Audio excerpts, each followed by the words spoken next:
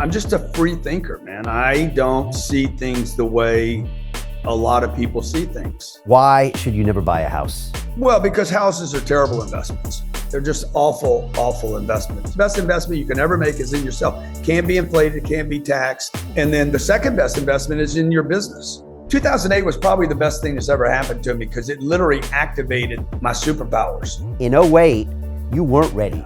I couldn't take advantage of the opportunity.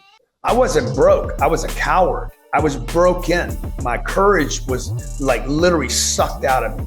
My spirit was sucked out of me. And I'm ready this time, bruh. I'll do 10 billion in the next 36 months. When you talk to Brandon, he's gonna tell you this. I walked into the room and looked around and said, if this guy actually fills this place up, we gotta figure out what he's doing. I'm immortal, dude. I said, the only people that worry about when they're gonna expire are people that think they're mortal. I'm not mortal, I'm immortal. Walt Disney is fucking immortal. Steve Jobs is immortal, bro. Jesus Christ is immortal. Those guys did something so big.